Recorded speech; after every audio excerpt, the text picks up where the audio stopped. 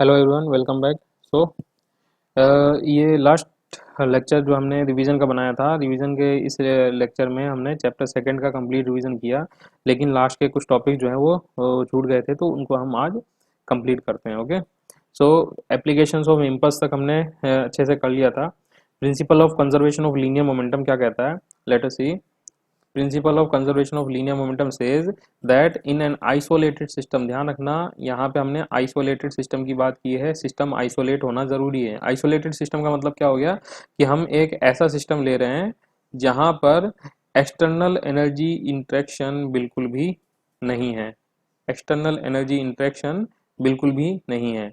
इसका मतलब क्या हो गया कि अगर सपोज करो हमने ये कोई रूम लिया हुआ है, इस रूम के अंदर हमने इंटरेक्शन करना है, तो रूम के अंदर जितने भी पर्सन होंगे अगर इन ये सिर्फ आपस में ही फोर्स का इंटरेक्शन कर रहे हैं, या जो भी इंटरेक्शन कर रहे हैं, एनर्जी का इंटरेक्शन कर रहे हैं, फोर्स का इंटरेक्शन कर रहे हैं, तो ये तो हम कहेंगे कि ये आइसोलेटेड सिस्टम है। क्यों? क्योंकि इस रूम के अंदर ना तो बाहर से कोई एनर्जी आ रही है, ना बाहर से कोई फोर्स आ रहा है। ठीक है, तो ये एक आइसोलेटेड सिस्टम हो जाएगा। तो प्रिंसिपल क्या कहता है? It says that in an isolated system the total momentum remains conserved. यानी कि जो इसका मोमेंटम है, आइसो इसका जो मोमेंटम है इनिशियल और फाइनल, ये दोनों की दोनों सेम रहेंगे, इंटरेक्शन से पहले और इंटरेक्शन के बाद। इंटरेक्शन से पहले इंटरेक्शन का बाद का मतलब क्या हो गया कि हम इंटरेक्शन करवा रहे हैं इनके बीच में। इंटरेक्शन कराने का मतलब क्या हो रहा है कि या तो एनर्जी का एक्सचेंज भी हो सकता है, और ये या फिर एनर्जी का एक्सचेंज भी हो सकता है, या फिर ये सॉरी एनर्जी का एक्सचेंज भी हो सकता है, या फिर इसके ऊपर कोई फोर्स भी अप्लाई हो सकता है। ठीक है, तो इन दोनों में से किसी भी कंडीशन में ये इंटरेक्शन करेगा, और उस इंटरेक्शन के दौरान ये कहता है कि इनिशियल और फाइनल मोमेंटम सेम रहेंगे। टोटल, हमने कहा टोटल इसका फाइनल मोमेंटम सेम रहेगा। यानी कि अगर जैसे सपोज करो ये दोनों आपस में लड़ने लग जाएं, ये पर्सन और ये पर्सन आपस में लड़ने लग जाए, तो उस कंडीशन में होगा क्या कि इसने इसको पंच मारा तो इसके ऊपर कोई ना कोई मोमेंटम जनरेट होगा, इसने फिर रिवर्स पंच मारा तो इसके ऊपर भी कोई मोमेंटम जनरेट होगा। लेकिन दोनों ही पंचिंग में इस कंडीशन में क्या होगा, इसका कुछ मोमेंटम होगा, इसका कुछ मोमेंटम होगा। लेकिन हम कह रहे हैं कि पंच मारने से पहले इन दोनों का जो टोटल मोमेंटम था, वो पंच मारने के बाद में टोटल मोमेंटम के बराबर होगा। ठीक है, ये एक एग्जांपल है, कोई मारने मारा मारी नहीं हो रही, लेकिन सिंपली बस एग्जांपल है। चलिए फर्स्ट इसका एक प्रिंसिपल देख लेते हैं। ये कहता है रिकॉइलिंग ऑफ गन के अंदर इसका यूज होता है। रिकॉइलिंग ऑफ गन क्या चीज है? रिकॉइलिंग ऑफ गन मतलब जब गन को हम फायर करते हैं, ओके, हाँ, मतलब ये कह रहा है कि जब हम गन को फायर करते हैं, तो फायर करने के बाद में हमें गन से एक रिवर्स डायरेक्शन में झटका जो है वो महसूस होता है। ये झटका क्यों महसूस होता है? ये झटका महसूस होता है क्योंकि ये जो गन होती है, इस गन के अंदर एक स्प्रिंग लगी होती है। ठीक है, और ये स्प्रिंग क्या करती है? ये स्प्रिंग बुलेट को फोर्स प्रोवाइड करती है जब हम इसको फायर करते हैं। ठीक है, इसको एक इनिशियल थ्रस्ट देती है जब हम इसको फायर करते हैं। लेकिन थ्रस्ट करने के बाद में क्या होगा, जब बुलेट आगे की तरफ निकल गई, तो उस कंडीशन में ये जो स्प्रिंग है ये एक्सपेंड होती है, और एक्सपेंड होने के बाद में वापस से रिकॉइल करती है, यानी कि वापस अपनी ओरिजिनल पोजीशन तक आने की कोशिश करती है। तो जब ये वापस ओरिजिनल पोजीशन तक आती है, तो उस कंडीशन में हमें बैक डायरेक्शन में एक बैक थ्रस्ट महसूस होता है, जिसको हम कहते हैं रिकॉइलिंग। ठीक है, तो सबसे पहले मान लेते हैं कि ये गन है, ये बुलेट है, ये बुलेट है, ये गन है। गन का मास जो है कैपिटल एम है, स्पीड इसकी बैक डायरेक्शन में जब ये रिकॉइलिंग हो रही है, तो जितने स्पीड से रिकॉइल हुई, हमने कहा वो स्पीड है वी, कैपिटल वी। जबकि बुलेट जो है उसका मास हमने मान लिया स्मॉल एम, और उसकी स्पीड हमने मान ली स्मॉल वी। तो ये कह रहा है कि जो total by the conservation of linear momentum, ये कह रहा है कि टोटल इनिशियल मोमेंटम और टोटल फाइनल मोमेंटम दोनों बराबर होंगे।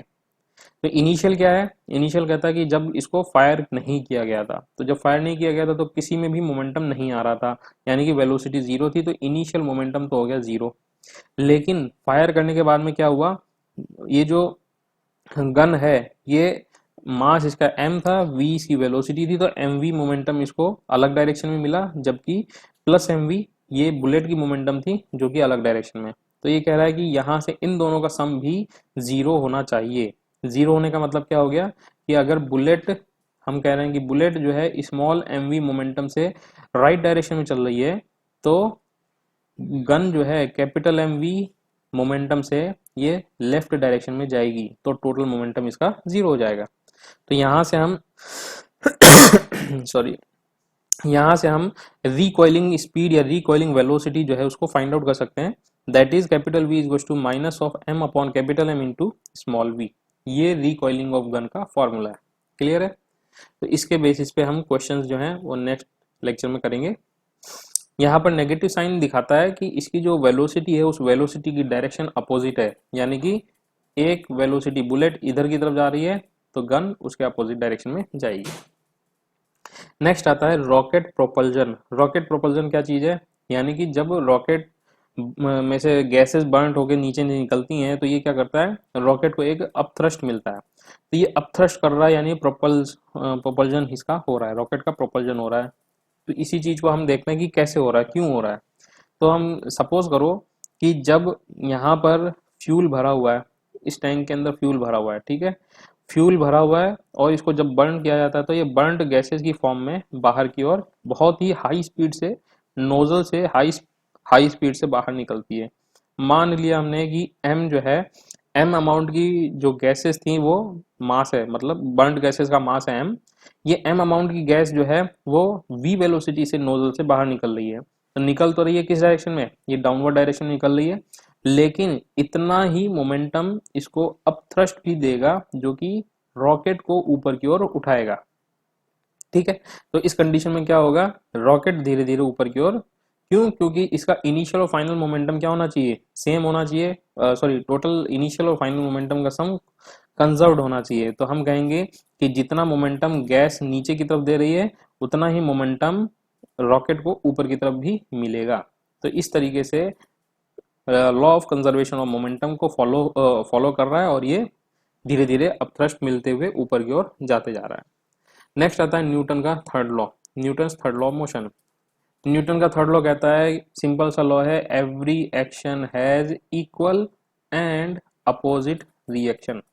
Every action has equal and opposite reaction, but the action and reaction forces does not act on same body. ये दोनों दूसरे डिफरेंट बॉडीज के ऊपर एक्ट करते हैं।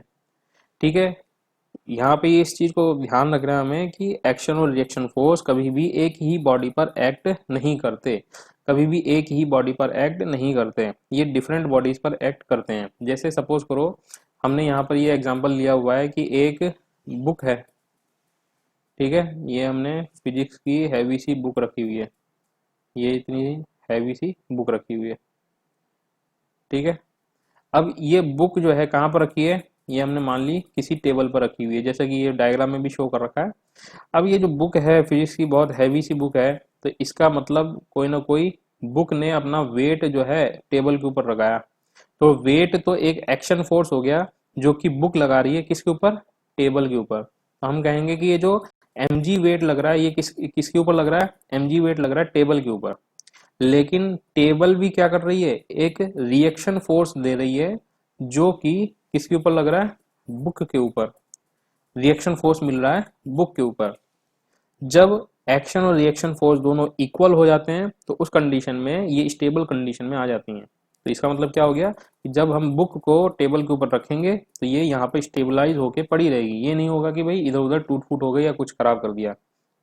लेकिन अगर सपोज करो एक बहुत ही भारी भरकम आदमी है, ठीक है, बहुत ही भारी भरकम आदमी है और ये बच्चों की जो प्लास्टिक की चेयर होती है ये उसके ऊपर बैठना जा रहा है, तो होगा क्या, ये भारी भरकम आदमी जब इसके ऊपर बैठेगा तो चांसेस हैं कि ये जो स्टूल है ये इसका लोड नहीं सहन कर पाए, इसका वेट सहन नहीं कर पाए और इसके जो पाए हैं, इसके जो लेग्स हैं वो टूट जाएं या खराब हो जाएं। तो यहाँ पर क्या हुआ, यहाँ पे इस पर्सन का जो टोटल वेट था W=mg ये बहुत ज़्यादा हो गया। उस कंडीशन में जो इसका रिएक्शन फोर्स है उतना ज़्यादा नहीं मिल पाया। तो जब एक्शन फोर्स ज़्यादा हुआ रिएक्शन फोर्स कम हुआ तो उस कंडीशन में क्या होगा, ये जो बॉडी है रिएक्टिंग बॉडी है ये कोलैप्स हो गई। ठीक है, तो कब तक कोलैप्स होगी, जब तक इसका एक्शन रिएक्शन बराबर नहीं हो जाएगा ये तब तक कोलैप्स होती रहेगी। तो यहाँ से एक चीज समझ में आ गई कि भाई एक्शन फोर्स रिएक्शन फोर्स दोनों प्रेजेंट होते हैं, पहली चीज। दूसरी चीज दोनों एक दूसरे के इक्वल और अपोजिट होते हैं। और तीसरी चीज, अगर इक्वल अपोजिट नहीं हुए तो उस कंडीशन में बॉडी स्टेबलाइज नहीं रहेगी। इसके कुछ एग्जांपल्स हैं। एग्जांपल्स में हम देखते हैं, जैसे सपोज करो ये पर्सन बनाया हुआ है, बोट बनाई हुई है, बोट में ये पर्सन छलांग लगा रहा है। कहाँ से छलांग लगा रहा है?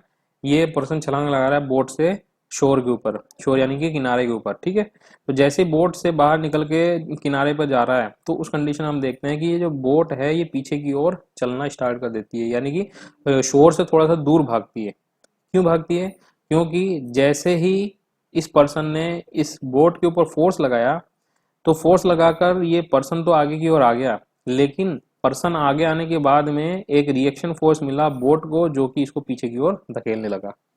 इसी तरीके से स्विमिंग ऑफ मैन जो होता है, जब कोई आदमी स्विमिंग कर रहा है तो उस कंडीशन में भी हमें एक्शन रिएक्शन मिलता है, यानी कि पर्सन जो है हाथों से पानी को पीछे की ओर धकेलता है और खुद आगे की ओर बढ़ता जाता है।